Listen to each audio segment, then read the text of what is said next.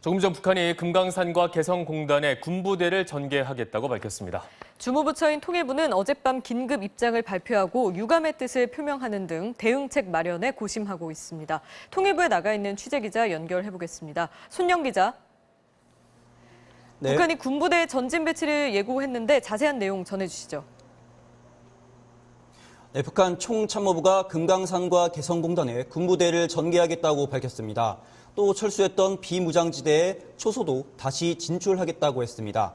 접경 지역에서의 훈련도 재개하겠다고 하는 등 군사합의 파기를 시사했는데요. 김여정 노동당 제1부부장 역시 남한이 지난 15일 특사 파견을 간청했다면서 특사 파견 같은 비현실적인 제안을 하지 말라며 철저히 불허하겠다고 경고했습니다. 또 인민들의 대남비라 살포도 철저히 보장하겠다고 말했습니다. 통일부도 어젯밤 긴급 브리핑을 열어서 항의의 뜻을 표명을 했는데 우리 정부 입장을 자세히 좀 정리를 해주시죠. 네, 어젯밤 7시 반쯤 공동연락사무소의 우리 측 소장을 맡고 있는 서호 통일부 차관이 긴급 브리핑을 열고 정부의 입장을 밝혔습니다.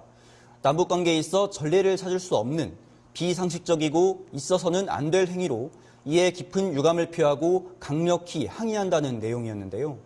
이번 행동에 대해 응분의 책임을 져야 할 것이라고도 말했습니다. 비교적 비판 수위가 높았습니다. 북측이 대북전단을 문제 삼자 4시간 만에 관련 법령 마련 입장을 밝히는 등 적극 대응에 나섰던 만큼 북한의 행동에 크게 실망하는 모습이었습니다.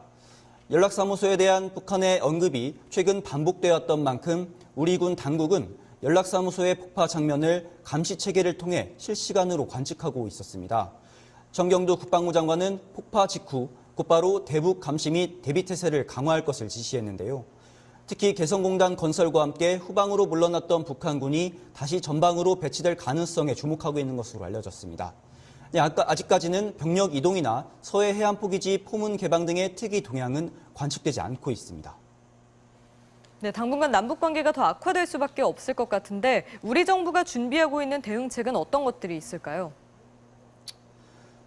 네, 북한이 이미 다음 단계까지 예고한 상태이기 때문에 일단은 상황이 더욱 악화되지 않도록 관리하는 데 주력할 것으로 보입니다. 네, 물론 우리 예산 100억 원을 사용한 연락사무소를 북측이 일방적으로 폭파한 만큼 북측의 책임을 묻지 않을 수는 없습니다. 하지만 보상을 위한 협의 자체가 사실상 불가능한 상황이기 때문에 원칙에 따라 책임을 묻는 게 쉽지만은 않아 보입니다. 때문에 강경 대응보다는 상황 악화를 막기 위한 전략적인 판단을 하게 될 가능성도 있습니다.